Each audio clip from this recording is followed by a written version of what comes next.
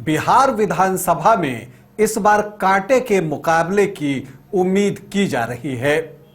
ऐसे में साल 2020 की वो 11 सीटें सबकी नजर में है जिन पर हार जीत का मार्जिन 1000 वोटों से भी कम रहा था, क्योंकि इस सीट पर अगर परिणाम बदलता है तो ओवरऑल परिणाम पर असर पड़ सकता है। और दिखा भी कि यहां इतनी क्लोज फाइट हुई थी कि जब बाई इलेक्शन हुआ तो जो 2020 का परिणाम था उससे परिणाम पलट गया। कौन कौन सी ये सीटें हैं और कौन कौन से वो प्रत्याशी हैं जो 1000 से कम वोटों से जीते, आज इसी पर चर्चा करूंगा। नमस्कार, आप देख रहे हैं न्यूज बाइस्कोप और मैं हूं राकेश रंजन।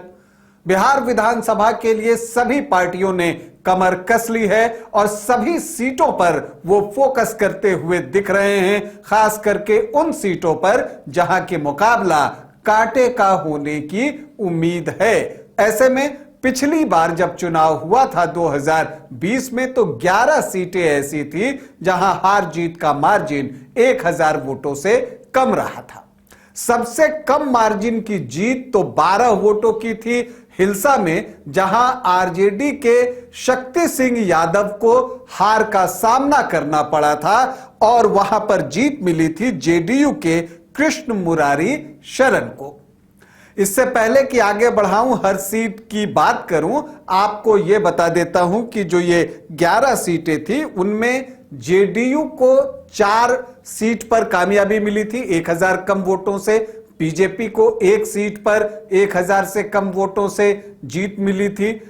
यहां पर एलजेपी जो कि पिछली बार एनडीए में शामिल नहीं था, उसने भी जो एकमात्र सीट जीती थी वहां हार जीत का मार्जिन 1000 से कम वोटों का था। इसके अलावा निर्दलीय जो हैं वो भी 1 सीट पर 1000 से कम वोटों से जीते थे, तो आरजेडी 3 सीटों पर 1000 कम वोटों से चुनाव जीतने में सफल रही थी और सीपीआई को भी 1 सीट पर जो है वो 1000 से कम वोटों की जीत मिली थी।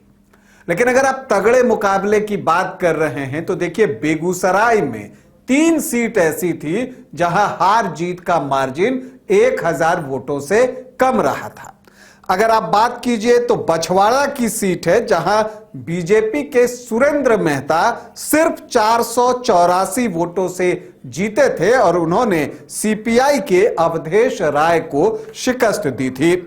इसके अलावा बखरी सुरक्षित सीट पर जो है सीपीआई को जीत मिली सिर्फ 777 वोटों की और उन्होंने सूर्यकांत पासवान जो थे, उन्होंने रामशंकर पासवान जो बीजेपी के उम्मीदवार थे उनको शिकस्त दी थी। और फिर मटिहानी का चुनाव जहां से एलजेपी को जीत मिली थी, एकमात्र सीट जहां एलजेपी को 2020 में जीत मिली थी, वहां पर जो है मटिहानी में राजकुमार सिंह ने नरेंद्र कुमार सिंह को 333 वोटों से पराजित किया था। हालांकि बाद में जो राजकुमार सिंह हैं वो जेडीयू में शामिल हो गए। अगर अन्य सीटों की हम बात करें तो बरबीघा में भी काफी रोमांचक मुकाबला जो है वो हुआ था। कांटे के मुकाबले में सुदर्शन कुमार जेडीयू प्रत्याशी 133 वोटों से चुनाव जीतने में सफल रहे थे और गजानंद शाही कांग्रेस के प्रत्याशी चुनाव हार गए थे। लेकिन रामगढ़ में सुधाकर सिंह ने जो है आरजेडी प्रत्याशी के तौर पर सिर्फ 189 वोटों की जीत हासिल की और उन्होंने बहुजन समाज पार्टी के अंबिका सिंह यादव को 189 वोटों से पराजित किया। जबकि भोरे में जेडीयू के सुनील कुमार ने भाकपा माले के जितेंद्र पासवान को सिर्फ 462 वोटों से पराजित किया था। लेकिन डेहरी में जो 500 से कम वोटों से जीत मिली आरजेडी को, फतेह बहादुर कुशवाहा ने बीजेपी के सत्यनारायण यादव को सिर्फ 464 वोटों से पराजित किया था। लेकिन चकाई में निर्दलीय सुमित सिंह जीते, बाद में नीतीश सरकार को समर्थन किया और मंत्री भी बने। उन्होंने 581 वोटों से आरजेडी की सावित्री देवी को शिकस्त दी थी। तो कुढ़नी में आरजेडी के अनिल कुमार सहनी ने केदार प्रसाद गुप्ता बीजेपी प्रत्याशी को 712 वोटों से पराजित किया था 2020 में। हालांकि उपचुनाव में ये सीट फिर वापस से जो है केदार प्रसाद गुप्ता के पास आ गई। जबकि आप परबत्ता की बात कीजिए तो वहां पर डॉक्टर संजीव ने जेडीयू प्रत्याशी के तौर पर 951 वोटों की जीत हासिल की थी। उन्होंने दिगंबर प्रसाद तिवारी को शिकस्त दी थी। अब जो डॉक्टर संजीव हैं वो आरजेडी में शामिल हो गए हैं। पिछली बार उन्होंने आरजेडी को शिकस्त दी थी, इस बार परबत्ता में वो लालटेन जलाने के लिए खड़े होंगे। लेकिन अगर आप देखिए कि जो 2 उपचुनाव हुए वहां परिणाम बदल गए, क्योंकि रामगढ़ में जहां सुधाकर सिंह 189 वोट से जीते थे, जब वो लोकसभा के लिए चुन लिए गए और उपचुनाव हुआ तो यहां बाजी पलट गई। बीजेपी के अशोक सिंह ने जो है वो चुनाव जीत लिया।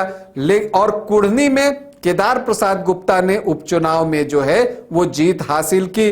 लेकिन एक और बात दिलचस्प है कि परिणाम तो बदला कि जैसे रामगढ़ में आरजेडी ने जीत हासिल की थी, उपचुनाव में बीजेपी को जीत मिली। इसी तरह से कुढ़नी में आरजेडी ने जीत हासिल की थी, उपचुनाव में बीजेपपी को जीत मिली।